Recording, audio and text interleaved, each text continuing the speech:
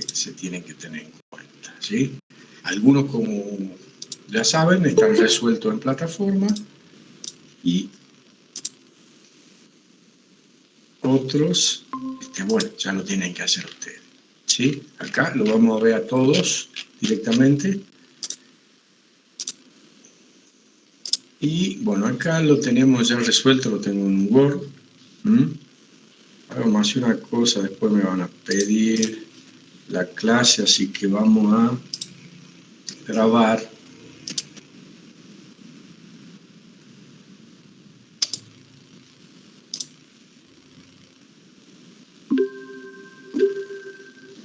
Bien, bueno, ahí ya estamos grabando. Así que comenzamos nomás con el trabajo práctico número 5, que sería lo de órganos flexibles continuos y en particular la correa. Lo que también habíamos hablado en que los cables, las bandas, los transportadores de cinta también tienen prácticamente las mismas ecuaciones y se rigen por los mismos principios, ¿no? Bueno, en fin de cuentas, lo que vemos más que nada en mecanismos son las correas.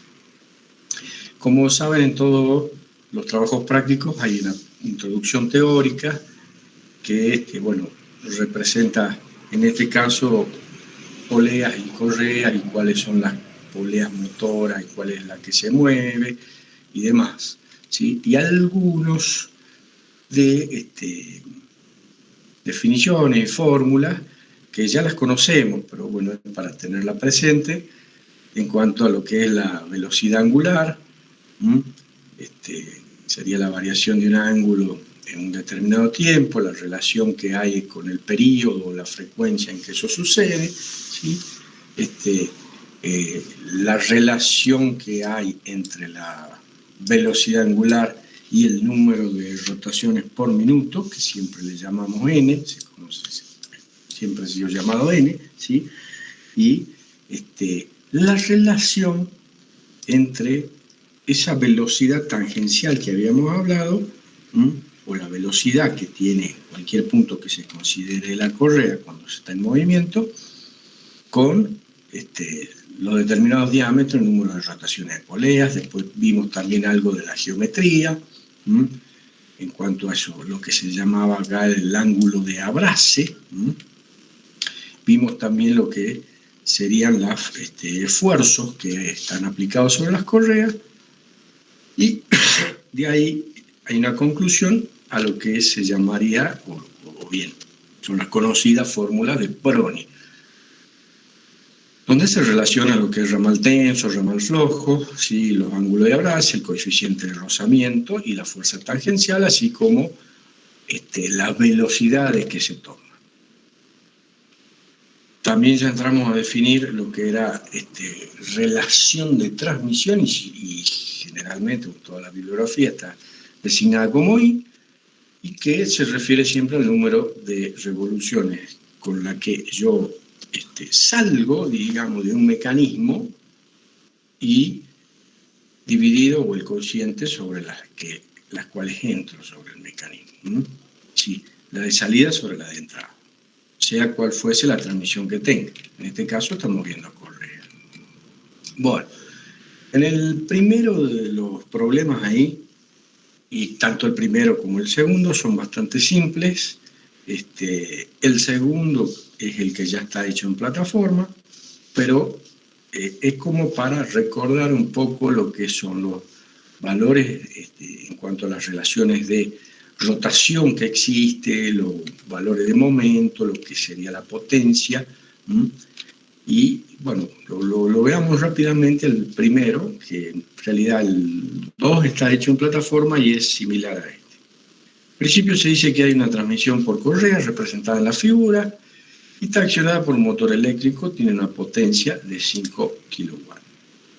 El número de rotación N1 sería la polea más pequeña en este caso, sí, tiene un determinado valor. Y nos pide que determinemos velocidad angular, el momento o torque que se dan en cada una de ellas, y la velocidad, la RPM también. Bien, La polea 1, como le decía, en las mismas ecuaciones anteriores que ya las conocemos, tendría la velocidad angular dada por 2pi sobre 60 por n, digamos. El 60 divide, digamos, lo que sería en minutos, a n siempre lo encontramos en revoluciones por minuto. Es decir, una vuelta son 2pi y dividido en 60 para que ya nos dé en segundos. Y siempre se expresa esa velocidad angular directamente en radianes sobre segundo, ¿no? Esta formulita, que ya la conocemos un poco en lo que es práctica para la determinación de la potencia, la utilizamos para encontrar lo que pide acá el torque o el momento torsor, que existiría en la polea 1 en este caso, y reemplazamos directamente los valores. En este caso nos está dando 5 kilowatts, esa es la unidad de potencia. 736 watts sería un HP. Sabemos que esta formulita era, la potencia la poníamos en HP,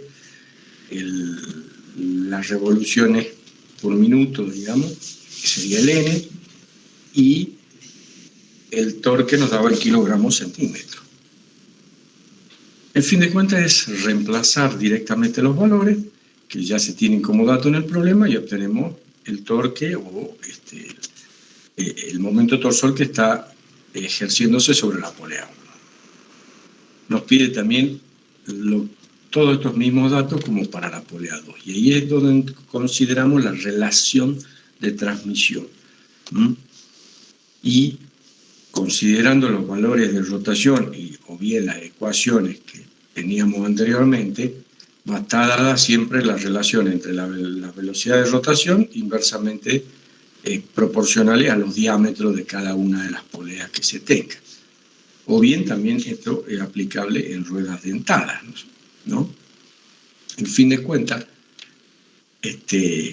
al tener los valores de los diámetros de cada una de ellas, utilizando la relación entre los diámetros de la misma, encontraríamos la relación de transmisión, con la cual podemos encontrar la velocidad angular y la RPM de la polea mayor.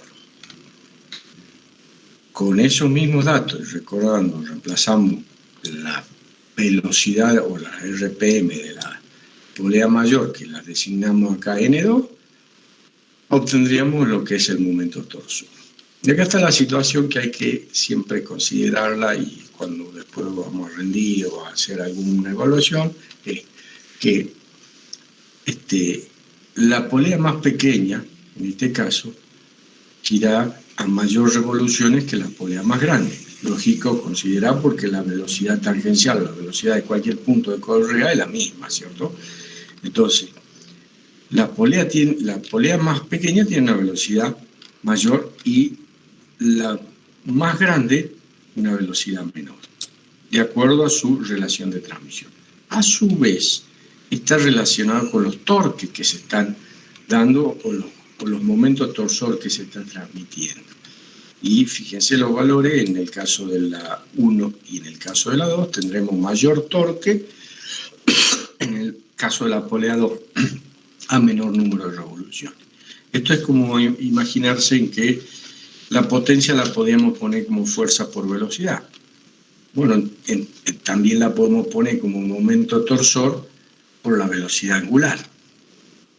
En fin de cuentas, la potencia que yo tendría o que yo considere sobre una de las poleas es la misma que la otra, nada más que están cambiando sus momentos torsores y sus rotaciones, y siempre relacionada a la geometría o los diámetros de la misma. También pide, encontrar la velocidad periférica, y lógicamente que si yo coloco los valores de la velocidad angular de la 1 multiplicando por el radio de la 1, tiene que ser la misma que la velocidad angular de la polea 2 por el radio de la 2. Y obtendría, la velocidad periférica. ¿Cuál es la fuerza tangencial de transmisión? Recordemos que en la teoría habíamos visto, la habíamos designado como P, y que era la diferencia entre ramal tenso y ramal flojo. En fin de cuentas, también puedo relacionarlas con el momento torsor que hay en cada uno de ellos y sus respectivos radios. Y de ahí obtengo el valor de la fuerza tangencial de transmisión o la fuerza resultante que habría entre ramal flojo y ramal tenso. El problema 2 está hecho en plataforma y es prácticamente el mismo que el anterior, solamente que pide algún apartado más y donde se considera la carga radial sobre los ejes, o calculemos la carga radial que habría sobre los ejes. Es lo mismo que el anterior en cuanto a que nos da la potencia que se está transmitiendo en ese mecanismo, la velocidad de rotación y los diámetros de cada uno de ellos. Entonces, en fin de cuentas, con la fórmula que anteriormente usamos, podemos encontrar cuáles son las velocidades angulares, ¿sí?, y el momento torsor sobre cada una de ellas. A su vez, también, como les decía, la relación de transmisión, viene a ser la de salida sobre la entrada. En este caso, bueno, vamos a considerar la 2 sobre la 1, como está enunciado acá, y va a ser inversamente la relación entre cada uno de los diámetros. Reemplazando valores y demás. A ver, ¿que entró alguien más? Bueno, reemplazando los valores y demás, obtendríamos lo que son las relaciones entre la velocidad de rotación y los momentos torsores que se están transmitiendo. Esto es como para tenerlo en claro, viene a que la que estaría girando a menor velocidad va a tener mayor momento torsor que transmita. La velocidad periférica la encontramos de la misma manera que lo anterior. Bueno, también recordemos lo que decíamos en la teoría, que por lo general no se desea superar los 12 metros sobre segundo de esa velocidad periférica, ¿no? La fuerza tangencial acá estaría, como la habíamos estudiado, entre la diferencia entre el ramal tenso y el ramal flojo, y a su vez la encontramos con las relaciones de los momentos torsores y los radios de cada una de las poleas. Como acá bueno, ya nos pedía un poco la carga radial sobre los ejes, hay otro cálculo aparte y hay que considerar lo que sería la fórmula de Prono. Recordemos que si la velocidad es menor a 12, o bien en realidad era menor a 26, ya la fuerza centrífuga la despreciábamos, tomábamos 12 como factor de seguridad, es decir, vamos a estar completamente seguros de que la fuerza centrífuga no va a ser significativa y de tal manera la podemos despreciar. En fin de cuentas, con esta fórmula anterior, en la que calculamos la fuerza esa tangencial en función de esos momentos torsores, y sabemos que es F1 menos F2, a su vez nos da como dato que ya directamente la relación entre ramal tenso y ramal flojo es 2, como dice acá, tendríamos dos ecuaciones, digamos, con dos incógnitas. Es decir, F1 menos F2 nos da este valor y aparte la razón entre las mismas nos da también, o lo tenemos como dato de 2. Reemplazando una y otra y sustituyendo y demás, encontraríamos los valores entre ramal tenso y flojo. Ahora, si uno se fija en lo que sería la línea de eje, acá tendríamos justamente estas poleas trabajando o moviendo un eje. Y si nos fijamos, a ver, un segundo, volvamos a esta gráfica en la que tendríamos un valor de la fuerza tensora o del ramal tenso y el ramal flojo. Estas dos, ambas, están prácticamente en la misma dirección y en la dirección de la distancia entre centros entre ambas poleas. Sumadas ambas es lo que nos va a cargar sobre el eje. Eso es lo que estaríamos cargando radialmente sobre el eje en donde estaría montado. Y ese es lo que nos pedía este problema, ya que después vamos a ver más justamente ejes u otros temas más, y hay que tenerlo en cuenta. Y si sumada el valor que sacamos del ramal tenso y flojo, encontramos la carga radial sobre el eje. Bueno, ahora sí vamos más a las aplicaciones de lo que vimos en cuanto a la adopción de las correas y poleas en sí dentro de lo que son las correas trapezoidales, que son las utilizadas industrialmente, ¿no? Como recordamos, teníamos un determinado tipo A, B, C, D, y con lo cual era un determinado tamaño y en consecuencia transmitían una determinada potencia, las cuales están diseñadas de tal manera que pueden entrar en un determinado tamaño de polea, ¿no? Entonces el problema dice, bueno, resuelva por correas, ¿sí?, la siguiente transmisión. Tengo una potencia de 15 HP y yo entro con una revolución de 1600 RPM y quiero bajarla a 100 RPM. Y lo que me está pidiendo es que determine el número de poleas, el tipo, ¿sí? el diámetro de poleas, el tipo y el número de correas. Entonces, bueno, vamos a lo que teníamos la tablita y que le había comentado el día lunes, que una tablita que siempre vamos a usar para la determinación más práctica, sin entrar, digamos, en catálogo, y así determinar la cantidad de correa o polea que vamos a poner en un sistema de transmisión de la misma, ¿no? En fin de cuentas, yo dije, tengo una potencia de 15 HP. Bueno, dentro de qué tipo de correa podría usar, y bueno, tengo la B, dice, de 5 a 15. Y la C tiene de 15 a 100 que me puede transmitir. Entonces tendría dos tipos de correa que podría usar.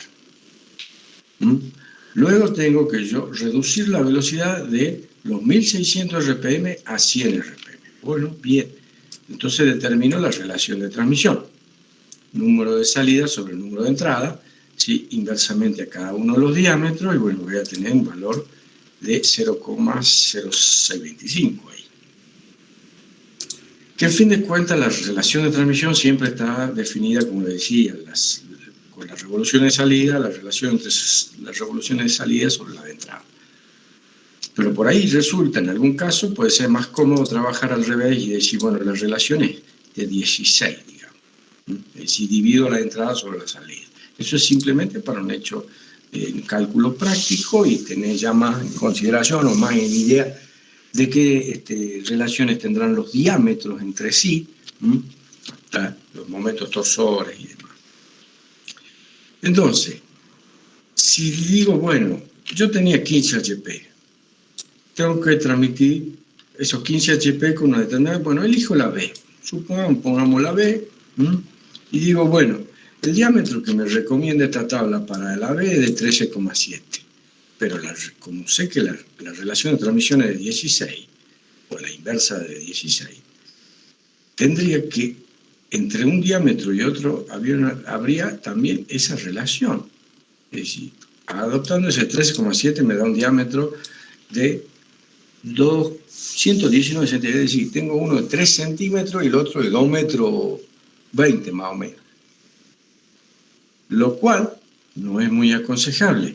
Recordemos el ángulo de abrace. La polea pequeña va a quedar con un ángulo de abrace muy pequeño. También habría mayor trabajo de flexión sobre la misma correa. Entonces, no me conviene hacer una relación de transmisión tan grande en un solo paso.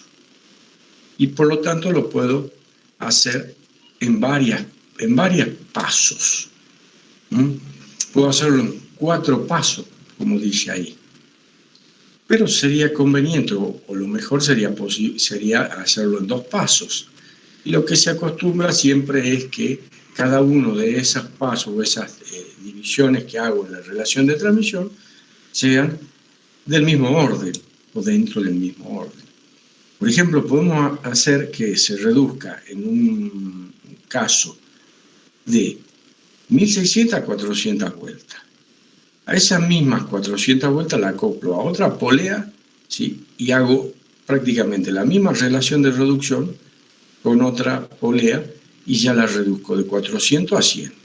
Es decir, cada uno de esos pasos reduzco 4 la velocidad. En fin de cuentas, la relación de transmisión total está dada por la multiplicación entre ambas relaciones de transmisión o cada uno, o las intermedias, digamos, que haya tomado. Entonces, lo conveniente es tomar una que reduzca de 1600 a 400, esa misma se acopla a una polea más pequeña y para reducir, lógicamente, tengo que poner una polea más grande y en una medida 4 veces mayor, con lo cual llegaría a las 100 RPM. Entonces, ya como que ahí tengo un diseño en sí de lo que, o un planteo en que cómo sería la transmisión por correa. Pero ahora dice, yo tengo que calcular los diámetros, el tipo, el número de correa. Entonces, me voy a la tablita. Como veíamos que teníamos 15 HP, ¿sí? Bueno, elijo una B y tiene ese diámetro.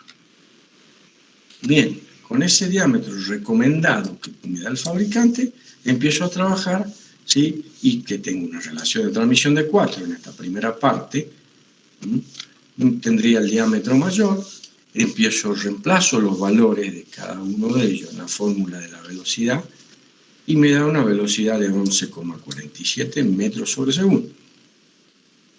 Para lo cual sigo viendo qué potencia efectiva, ¿sí?, me puede transmitir una de esas correas.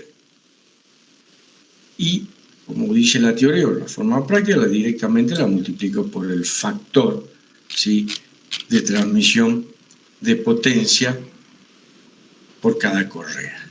Según lo que tengo en la tabla, me da que para el caso de B, 0,24. En fin de cuentas, multiplico por ese valor y la potencia que puedo transmitir por cada correa serían 2,75 HP. Pero yo tenía 15 HP por transmitir. Por lo tanto, divido la misma, me da 5,45, entonces elijo el número entero inmediato superior, tendría 6 correas. Ahí ya prácticamente terminaría la primera parte de esa relación de transmisión. Acá, si bien es cierto, yo le puse como para tenerlo en cuenta, ya me perdí aquí. Para tenerlo en cuenta se puede elegir la otra, la C, y eligiendo un diámetro recomendado, como me da el fabricante y para esa relación de transmisión, obtendría ya una velocidad mayor, ya que tengo un diámetro de la C, el caso de la C, el recomendado de 22,9 centímetros, ¿no? Y en fin de cuentas, si yo reemplazo todos esos valores eligiendo una C y considerando ese diámetro recomendado, tendría que cada correa en esa circunstancia me estaría transmitiendo 9,216. Si yo tenía los 15 HP por transmitir dividido en 2, elijo el inmediato superior, el número entero superior, entonces sería 2 correas. Pero estoy llegando a una velocidad de 19,2. Es decir, no es conveniente, está bien, yo usaría menos cantidad de correas, pero ya estoy con una velocidad algo mayor y podría tener en algún momento deslizamiento. Entonces, por lo tanto, me conviene 6 correas del tipo B. Bueno, vamos ahora a la segunda parte de esta transmisión. En la segunda parte yo ya tengo una polea que está trabajando en el mismo eje con la anterior a 400 vueltas y la voy a reducir a 100. Entonces también elijamos tipo B y trabajando con el diámetro recomendado que me da la tablita o que viene dado por varios de los fabricantes, reemplazo todos los valores y obtengo la velocidad periférica o la velocidad tangencial. Multiplicando por el factor, ¿sí?, de transmisión de potencia, esa velocidad, tendría una potencia por correa de 0,686 HP. Si ahora le divido los 15 HP que quería transmitir, tengo 21 correas. Es decir, que tendría que usar 22 correas. Esto es demasiado. Así como se ve aquí en el gráfico, acá tendríamos 4 canales o una polea completa como para 4 correas. Digamos. Existen muchas formas en que puedan venir las poleas, es decir, puedan venir para acoplarse entre sí, o bien una sola que contenga varios canales para la misma, ¿no? Pero sería mucha cantidad de correas para no solo la construcción, sino para el mantenimiento en sí, cuando haya que cambiarla. Entonces, directamente me voy a ver si tomo otro tipo de correa. Tomo una correa C, tomando el diámetro recomendado del fabricante, y para esa relación de transmisión obtengo una determinada velocidad, que lo multiplico por el factor potencia que puede transmitir, me daría la potencia que puede transmitir cada correa. En fin de cuentas, sacaría 15 HP, dividiendo esa potencia que puede transmitir tipo C en esas condiciones, tendría 7 correas. Y por ahí digo, no, bueno, también son muchas, la quiero disminuir. Y también tendríamos una tabla, esta tablita que estoy mostrando aquí estaría en la misma teoría, en la que los fabricantes trabajan, es decir, nos dan acá un diámetro recomendado en centímetros y lo que equivaldría en pulgadas. Pero cada uno de ellos puede o trabaja generalmente en un rango de diámetro de polea, ¿sí? Y si en el caso de la B, que era de 5,4 pulgadas, la que me recomienda, puede llegar a bajarse a 4,6 o a 7. Y en el caso en la que teníamos del tipo C y que adoptábamos 22,9 el diámetro sugerido de 19 pulgadas, bueno, lo aumentamos el diámetro a 10, ya que podemos trabajar entre 7 y 12. Aumentando el diámetro de esa polea ya obtendría diferente velocidad. Obtengo, reemplazando todos estos valores ya en un diámetro de 10 pulgadas, ¿sí?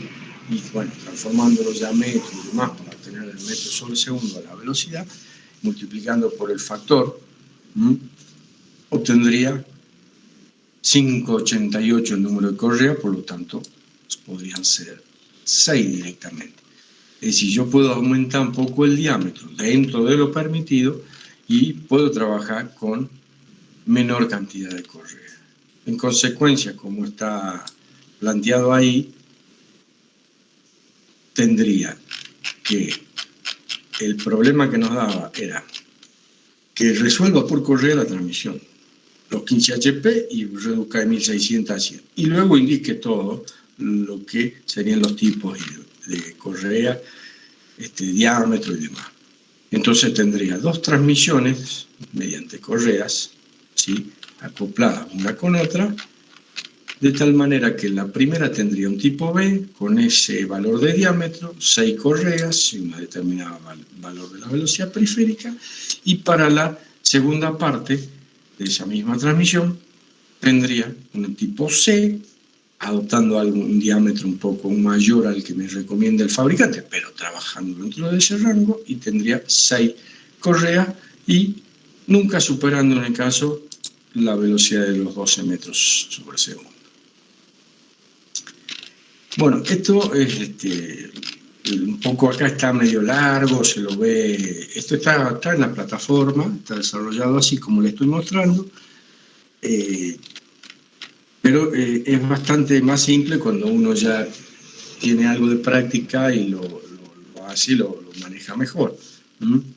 Mírenlo bien y bueno, se puede ir hasta inclusive poniendo otro valor de diámetro y verificando qué valores tenemos en cuanto a las velocidades y demás.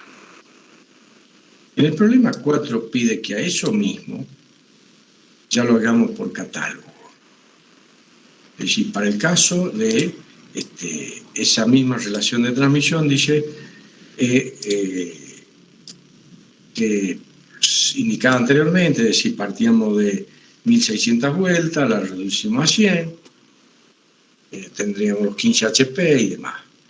Y acá ya, para trabajar con catálogo, tenemos que tener algunos datos de la situación a donde se va a poner. Recuerden que por catálogo teníamos que considerar una potencia de diseño,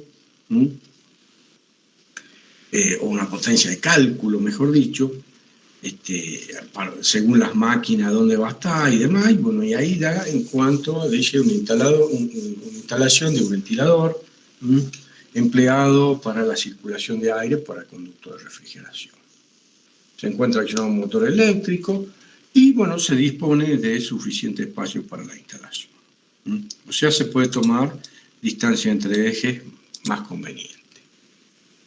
Entonces, en fin de cuentas, si yo anteriormente ya dije no podría tomarlo en un solo tramo a esa reducción de transmisión, sino en dos tramos, también lo mismo sería por catálogo.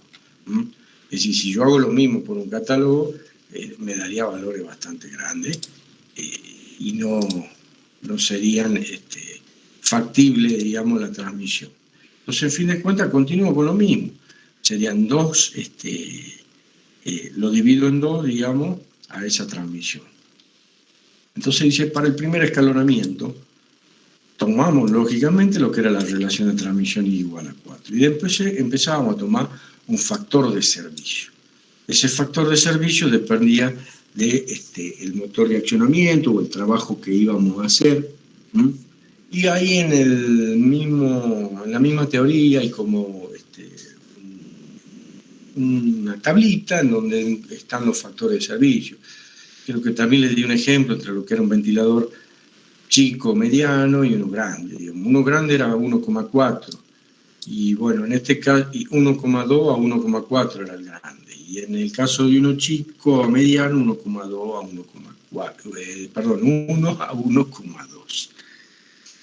Fin de cuentas, en una instalación como está aquí, que lo que se pretende son los conductos de refrigeración, si los conductos son demasiado grandes y hay bastante, o es bastante grande un equipo, tendríamos que tomar un ventilador grande, es decir, este factor un poco más grande.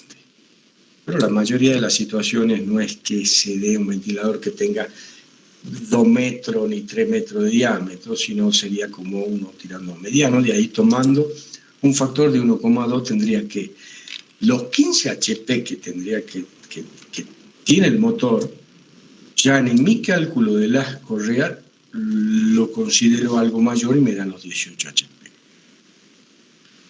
Bueno, de ahí, con ese cálculo de la potencia y las revoluciones de la polea más pequeña, me voy al gráfico en donde obtendría cuál es la correa o el tipo de correa que utilizo.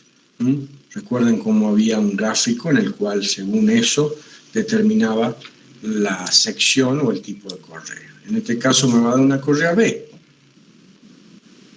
Luego me voy al catálogo, y que es el que está ahí en la, digamos, está en la plataforma esta parte, y digo, bueno, yo en el primer caso tengo una polea pequeña que está girando a 1600 vueltas, el diámetro que tomaría, o que también está dentro de las recomendaciones de los fabricantes, de los 140 milímetros, y acá nótese que es 1 sobre I, es decir, 1 sobre la relación de transmisión, que la relación de transmisión era 0,0, es de 4 en 1, 0,25, al fin de cuentas me da mayor que 3. Y ahí me está dando el mismo catálogo la potencia en HP que puede transmitir la correa. Y si todos estos pasos están indicados acá, cómo se puede seguir haciendo el diseño. Pero también para elegir la correa tengo que saber qué longitud, porque en ese mismo catálogo, como se ve acá abajo, dice el número de correa equivale a una tanta longitud de la misma, es decir, vienen cada determinada longitud. ¿Cómo saco la longitud de la correa? Bueno, el problema decía tengo el espacio suficiente, pero directamente tomando la distancia entre centro mínima, directamente tomando en esta fórmula, obtengo un valor de la longitud perdón, aquí estoy en el otro, de 2169. Entonces, yendo al catálogo, dice número 85, tendría tanto la longitud, volvamos a verlo en el catálogo, 2202, el factor de corrección del largo es 0,99. También encuentro el factor de corrección del arco, con la formulita que habíamos tenido en cuenta en cuanto al arco, el ángulo ese de abrace, con la tablita directamente. Y bueno, entonces digo, bueno, ¿cuántas correas voy a tener? Bueno, pongo la potencia de cálculo. La potencia, en principio, tenía el motor, era 15 HP. Yo puse 1,2 de un factor. Luego, según el catálogo, tengo una potencia de cada correa me transmite ese valor en potencia. Lo multiplico porque eran los coeficientes de corrección en el largo y en el ángulo de abrace. Y tendría 4,35 correas. Esta es la primera parte, en el primer escalonamiento. Es decir, según este catálogo, yo tendría 5 correas que poner. Y yo calculé, con la otra tabla habíamos calculado 6 correas, también de tipo B. Es decir, por ahí, dependiendo de los catálogos en sí, acá hay Apache.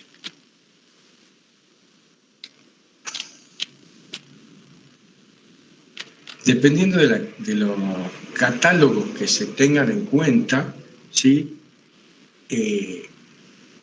Vamos a tener diferente número de correas, puede ser, inclusive como dice ahí, en consecuencia, según el catálogo y el fabricante son necesarias 4 correas tipo B, ¿sí? Y serían 2 menos que las que habíamos calculado con la otra forma práctica, ¿sí? Y inclusive puedo utilizar otro tipo de correa de otro fabricante y me puede variar y me puede dar que sean 5 en vez de 4, pero siempre va a estar dentro de los valores que obtendríamos de la forma práctica que vimos anteriormente. Para el segundo escalonamiento se procede de la misma manera. Ahí está todo explicado, cómo llegamos, y están marcados, digamos, la cantidad de, o bien los valores que usaríamos para cada uno de las situaciones, ¿sí? En cada uno de los escalonamientos, y los valores en cuanto a la transmisión de HP por potencia, como están marcados ahí en la misma plataforma, ¿no? En un caso era 1600, luego era 400, y sacábamos los valores según sea el valor de C, de la correa C, ¿no? En el otro caso, en el segundo escalonamiento, ¿no? De tipo C, perdón, ¿no? Que eso ya estaría en la teoría, no está puesto en este práctico, ¿no? Es decir, en lo que está indicado en este práctico y al final del práctico es lo que se haría por catálogo, ¿sí? Considerando ese primer escalonamiento. Si cuando se va a considerar ese segundo escalonamiento, ya lo ven de la misma teoría, está completo ese catálogo y se saca de un tipo C, digamos, un valor de correa, digamos, la sección de la correa sería C, y se puede corroborar los valores y también nos daría lo que tendríamos acá.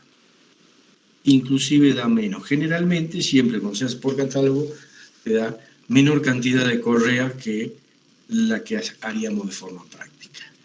Lo que nosotros sí vamos a utilizar, bueno, es esa forma práctica para tomarla. Lo que pasa es que el catálogo acá, si bien está un poco resumido, pero la verdad que lleva mucho tiempo determinar la cantidad de correas según el catálogo, y encima difiere según cada catálogo que uno tome, ¿no? O cada fabricante.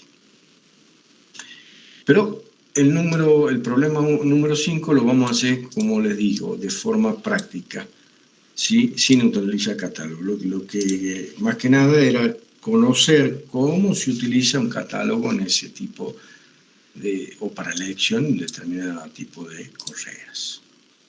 Bueno, en el problema 5 dice que tengo una potencia de 10 HP y yo no quiero, digamos, disminuir la velocidad, sino acá la quiero aumentar. O bien dice, multiplique la velocidad de 100 RPM a 1000. Es decir, que yo en la entrada voy a tener una polea de un diámetro grande y otra en la salida una polea de un diámetro más pequeño. Y justamente si lo quiero hacer en una sola transmisión, va a ser 10 veces más chico. Entonces, bueno, lo hagamos de forma práctica y dice, bueno, yo tengo que transmitir 10 HP. Bueno, me voy a la tablita y dice, bueno, tendría entre 0,5 a 10 un tipo A, o entre 5 a 15 un tipo B. Puedo utilizar las dos, o decir, utilizaría las dos y ver cuál de las dos me conviene. En fin de cuentas, volvamos al problema. Digo, bueno, vamos a tomar un tipo A. Utilizamos el diámetro recomendado del fabricante y sabemos que en la entrada tenemos esas 1000 RPM. En fin de cuentas, tendríamos una velocidad periférica, o bien, perdón, a la salida, considerando ya la salida y la polea más pequeña, perdón, acá habría que tener en cuenta esta aclaración. Lo que nos da este catálogo como diámetro recomendado siempre se refiere a la polea más pequeña, ¿no? Entonces, yo elijo el tipo A y dice que a mí me recomienda un diámetro de 7,6 centímetros. Recuerden que acá estamos multiplicando la velocidad, entonces la polea más pequeña es esta, la de salida. Estaría a 1000 vueltas y utilizo para tal el diámetro de ese más pequeño de 0,076. Me da la velocidad periférica que tendría indicada ahí de 4 metros sobre segundo. Multiplico por el factor potencia que me transmitiría en esas condiciones y obtendría 0,48. Pero yo tendría que transmitir 10. 10 dividido en 0,48 me da 20,83 correas. Demasiada correa. Entonces, ¿qué hago? Me voy al otro tipo mayor de correa. Y bueno, adopto un tipo B. El mismo diámetro recomendado que teníamos en el ejemplo anterior. La relación de transmisión sería 10 si la hacemos en una sola etapa, con un solo escalonamiento. Tendría la velocidad periférica indicada ahí y los valores de en potencia que me puede transmitir cada una de ellas. Considerando la potencia que yo tendría de los 10, bueno, llego a 5,81 número de correa que lógicamente busco un número entero. Por lo tanto, tendría 6 correas. Y ahí directamente terminaría el problema. Acá lo que puse fue un ejemplo de decir, yo, bueno, voy a aumentar el diámetro, pero de acuerdo, o sea, voy a tomar una correa B de la misma, pero lo voy a aumentar el diámetro dentro de los límites que me permite el fabricante. Y aumento a 7 pulgadas, 3 y me daría en centímetros, tendría ese valor de diámetro. Colocando esos valores, ¿sí? Y considerando, bueno, que esta es siempre la polea más chica, y está girando a 1000 RPM, calculo la velocidad, multiplico por el factor, ¿sí? Y podría llegar a utilizar, aumentando el diámetro, a digamos, aumento el diámetro, así que volvamos a la tablita. Estamos en la B. El diámetro que en principio uno toma es 5,4, o sea, los 13,7 centímetros. Lo llevo a lo máximo que podría utilizar dentro de lo que me dice el fabricante, 7 pulgadas, y puedo disminuir el número de correas haciendo todo ese cálculo, igual que en los casos anteriores. Desde los 10 HP que tendría y lo que me puede transmitir cada correa, me daría ese valor de 4,48. Es decir, puedo disminuir el número de correas una vez que siempre yo aumente el diámetro dentro de lo que pueda hacerlo según sea el fabricante con el cual esté trabajando, ¿no? Es decir, acá los problemas pueden ser, o las evaluaciones que más le va a interesar, son de este tipo. Vamos a hacer problemas así que sea de forma práctica, en la cual uno puede tomar determinados tipos, diámetros, y conocer bien cuáles son las velocidades, qué torque se están transmitiendo, y como están en los dos primeros problemas, cuáles son los esfuerzos que hay, ¿sí? Y los momentos torsores con los cuales se trabaja. Y lógicamente siempre se busca que una instalación de este tipo no sea demasiado grande, como está en la teoría lo de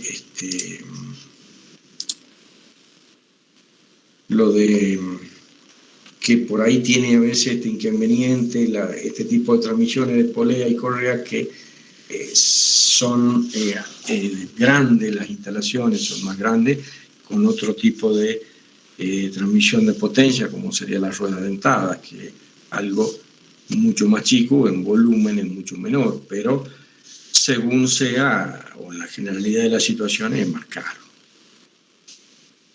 Bueno, esto es lo que es, sería el trabajo práctico número 5. No sé qué condiciones están como para que sigamos viendo algo, o directamente el lunes vemos ejes. Yo lo que quiero es lo que veo que nos trazamos un poco con el cronograma, ¿sí? Y entonces,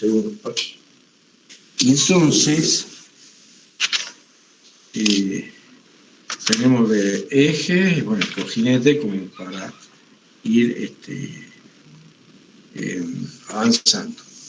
No sé si quieren que veamos algo de teoría, o directamente ya el lunes vemos teoría vemos eje y vemos cojinete el mismo lunes, o vemos el lunes eje y el martes cojinete, no sé, como quieren. Profe, disculpe. Sí. En el problema. Bueno, sí.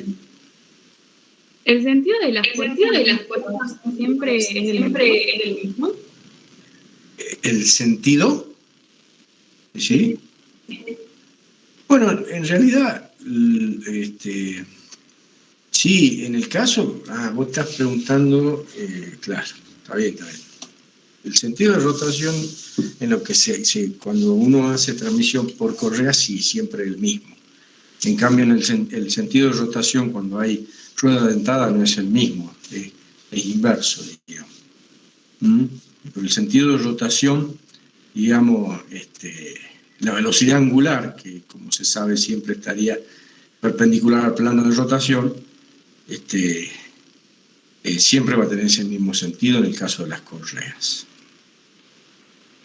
Pero en fin de cuentas, en las transmisiones de correa, mucho el sentido en sí no es que nos interese tanto. En fin de cuentas, terminamos calculando la diferencia entre ramal tenso, ramal flojo, viendo cuál es esa carga sobre los ejes, la suma de esos dos esfuerzos que se están transmitiendo sobre los ejes y sobre el cojinete sobre el cual también va a trabajar.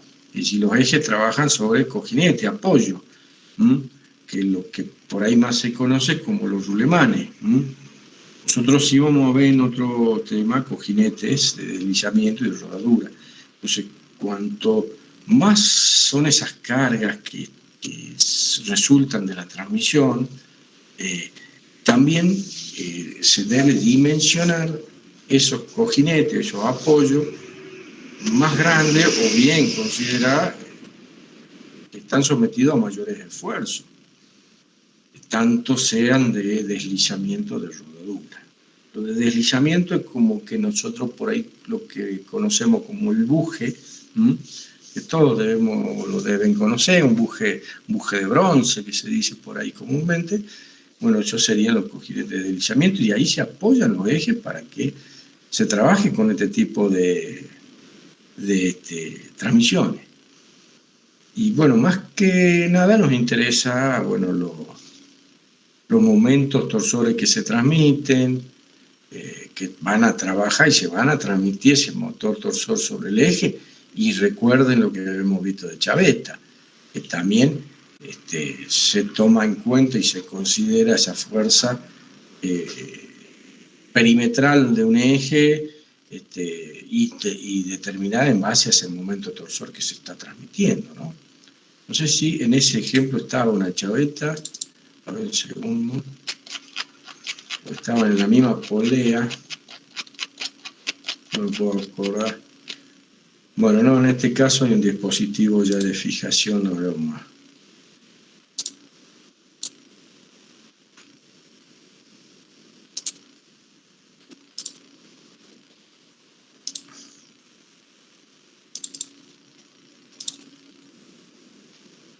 ¿Por qué no me permite?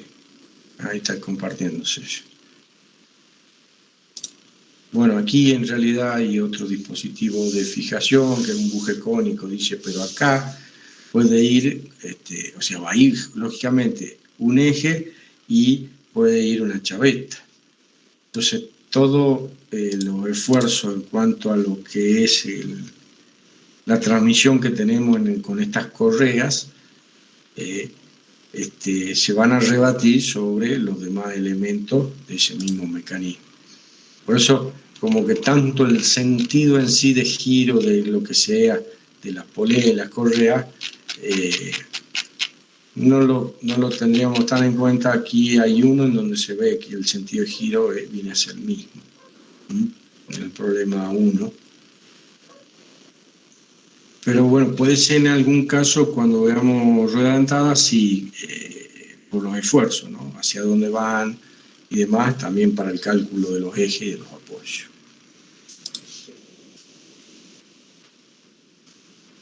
Bueno, no sé qué dicen, si o lo vemos el lunes, ya vemos eje lo podemos ver bastante rápido, y de ahí vemos cojinete de deslizamiento ese mismo lunes, o vemos al día martes, o nos organizamos para el martes para ver cojinete. Yo digo para que no nos atrasemos tanto y no estemos tanto desfasados respecto al cronograma, ¿no?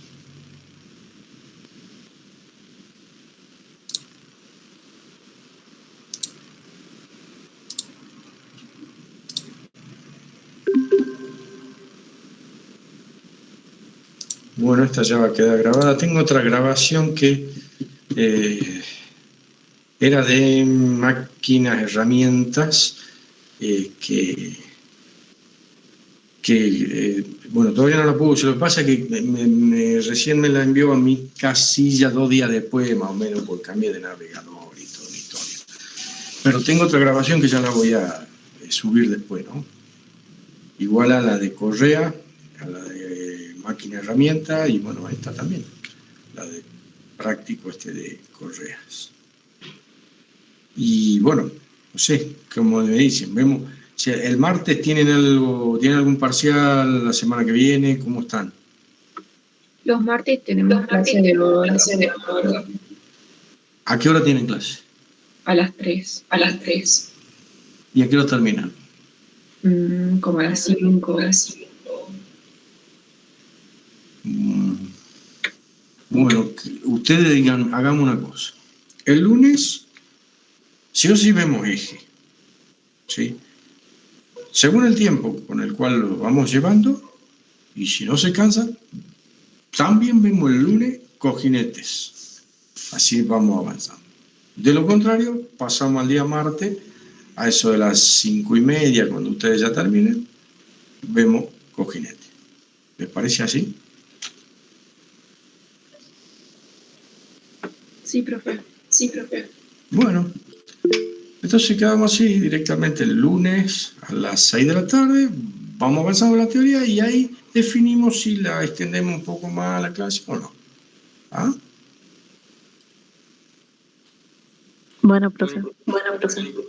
Bueno, por otro lado, ahí le había puesto que la recuperación del parcial, que yo el jueves 28 no puedo, así que pasaría para el lunes 1 de noviembre. Está puesto ahí en la plataforma y bueno, alguna indicación que por ahí también me consultaron.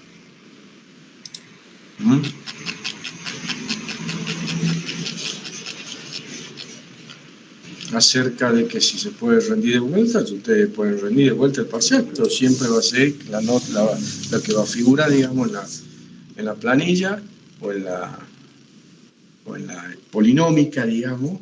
A ver, vamos a hacer un segundo, no se vayan y vemos un ratito. No la abrí. Vamos a abrir un segundito, les muestro algo para que lo tengan en cuenta. Planilla.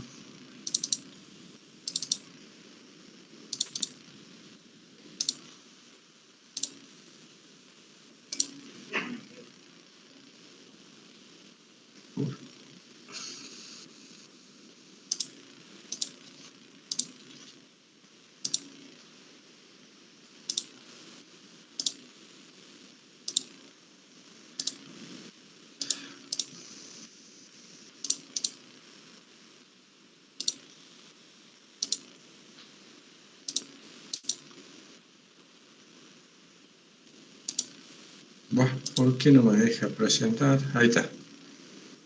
Ahí estaría presentando. Bueno, ahí me ven una planilla de Excel. ¿Se ve?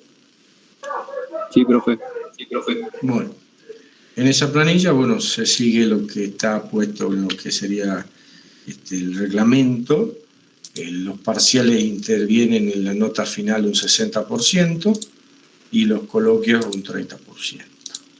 Y bueno, según lo que saquen en teoría práctica, bueno, según eso se sumaría lo que es la nota de los dos parciales dividida en dos, la multiplica por 0,6, ¿sí?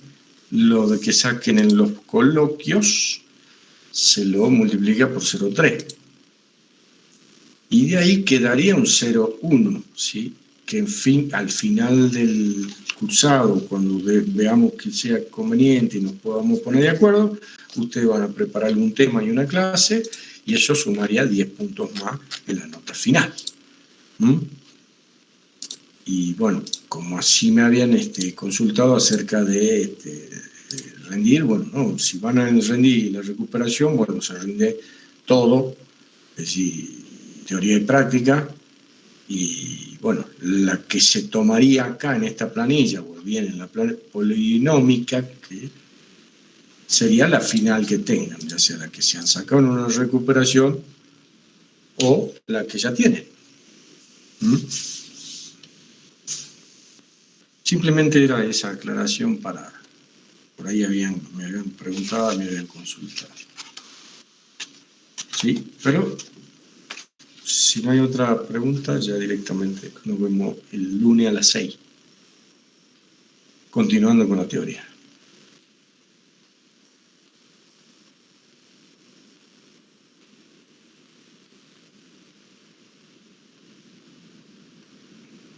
Yo preferiría que sí me avisen si van a recuperar. Me manden un mail como para saber. Y como también justamente ustedes vieron en el